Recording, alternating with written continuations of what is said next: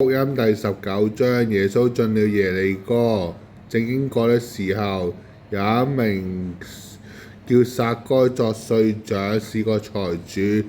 他要看看耶穌是怎樣的人，只是因人多，他的身量又矮，所以不得看見，就跑到前頭，爬上桑樹，要看見耶穌，因為耶穌必從那裏經過。耶穌看到那裏，抬頭看，對他說：撒該，快下來，我今天要住在你家裏。他就急忙下來，歡歡喜喜地接待耶穌。眾人看見，都私下議論說：他竟然到罪人的家裏去住宿。撒該站着對主說：主啊，我把我所有一半分給窮人，我若欺詐誰，就還他4倍。耶穌說：今天竟臨到這家，因為他是亞伯拉罕的子孫。人子來了，是尋找失喪的人。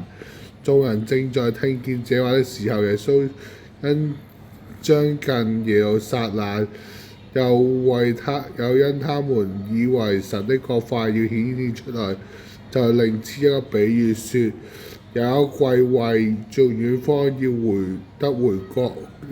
得國回來，便叫了10個僕人，交給他10錠銀子，說：你們去做生意，直等我回來。他本國的人卻恨他，打發使者隨後去說：我們願這人作王，不願意這人作我們的王。他記得回來，就吩咐銀子的僕人來，要知道他們在生意上賺多少。他一個說：主啊，你的銀子已經賺了10錠。主說：好良善的僕人，你既然在最小的事上忠心，你可擁有管權柄10座城。第二個來說：主，你一錠銀子已經賺了5錠。主人說：你可以管理5座城。有一個說：主啊，你看，你一錠銀子在這裏，我把它包在手巾裏存着。我原是怕你，因為你是嚴厲的人，沒有收放的還要拿去；沒有種的，你還要收去。主人對他說：你這惡僕，我要憑你口定你的罪。你既知道我是嚴厲的人，沒有放下的，還要拿去；沒有種的，還要去收。為什麼不把銀子交給銀行，等我來的時候，1年本帶利要回來呢？就對那站着的人奪過他一錠銀子，給那第10錠的。他們說：主啊，他已經有10錠了。主說：人說，我告訴你，凡有的要加給他，沒有的連他所有的都要奪去。至於我的仇敵，不要我作他們的王，把他們拉來，在我面前殺了吧。耶穌說完這話，就走在前面，上耶路撒冷去。將近伯法其和伯大尼，在一座山名叫橄欖山那裏，打發2個門徒說：你們住對面的村子去，進去的時候必看見一匹驢駒，在那裏是從來沒有人騎過的，可以牽來。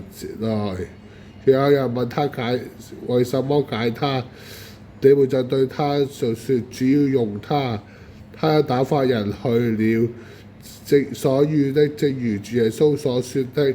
他們解驢駒時，主人問他們說：解驢駒做什麼？他們說：主要用他。他們就牽着到耶穌那裏，把衣服搭在上面，扶在耶穌騎上。走的時候，眾人把衣服鋪在路上。見近耶路撒冷，正在下橄欖山的時候，眾門徒因所見的一切異能，都歡喜起來，大聲讚美神，說：奉主名來的是應當稱頌的。在天上有和平，在至高之處有榮光。眾人中有幾個法利賽人對耶穌說：夫子責備你門徒吧。耶穌說：我告訴你們，若是他們閉口不說，這石頭必要歡呼起來。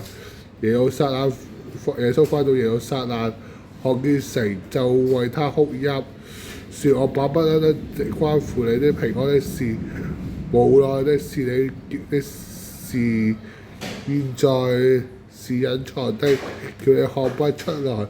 因為日子將到，你的仇敵必興起土堡，周圍環繞你，四圍困住你，卻要掃滅你和你裏頭的兒女，連一塊石頭也不留在石頭上，因你不知道眷顧你的時候。耶穌進了殿，趕出做買賣的人，對他們說：經上說，我的殿必作禱告的殿，你們倒將它變為賊竇。耶穌天天在殿裏教訓人，祭司長和文士、百姓尊長都想殺他，但尋不出法子，因為百姓都側耳聽他。